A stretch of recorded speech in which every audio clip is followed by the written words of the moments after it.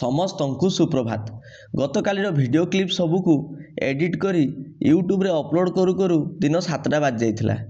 ଜିମ୍ରେ bake ସହ ବାଇସେପ୍ର workout ସାରିବା ପରେ ରୁମ୍ରେ ପହଞ୍ଚି ଆରମ୍ଭ କରେ ସକାଳ ଜଳଖିଆ। ଭୁଜା ସହ ମଟର ତରକାରୀ।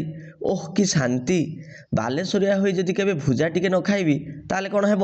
କିସ ସାଙ୍ଗମାନେ, ଠିକ୍ କହିଲି ତ? ସ୍କୁଲ ୟୁନିଫର୍ମ ପିନ୍ଧି ରେଡ଼ି ହୋଇ ବାହାରିଲି ସାଇନ୍ସ ଏକ୍ଜିବିସନ୍ ପାଇଁ।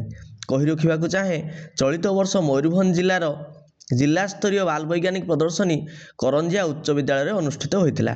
ବାଗ୍ଦେବୀ ସରସ୍ୱତୀ ଓ ବୁଦ୍ଧିଦାତା ଗଣେଶଙ୍କୁ ପ୍ରଣାମ କରି ପିଲାମାନେ ଆରମ୍ଭ କଲେ ବିଜ୍ଞାନ ମେଳା ବୁଲିବା।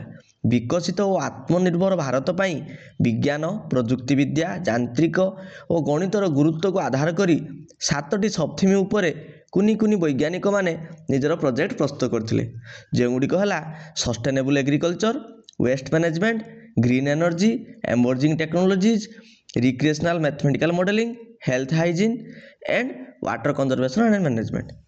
ଏମର୍ଜିଂ ଟେକ୍ନୋଲୋଜିରେ ପିଲାଟିର ସ୍ମାର୍ଟ ଆଇ କାର୍ଡ଼ ମୋର ଦୃଷ୍ଟି ଆକର୍ଷଣ କରିଥିଲା।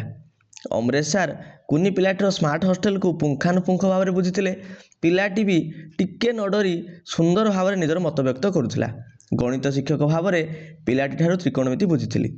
ନିଜ ହାତ ପାପୁଲିରେ ସେ ସାଇନ୍ କସ୍ ଟାନ୍କୁ ଏମିତି ରିପ୍ରେଜେଣ୍ଟେସନ୍ କଲା ଯେ ତାକୁ ଏନକରେଜ୍ କରିବା ପାଇଁ ତାଳି ଟିକେ ମାରିଦେଇଥିଲି।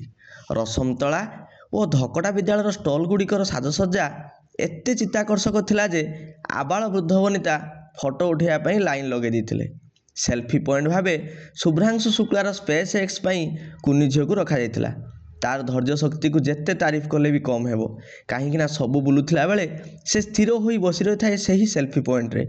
କମେଣ୍ଟ ଜୋନ୍ରେ ନିଜର ଅଭିମତ ସମସ୍ତେ ରଖୁଥିଲେ।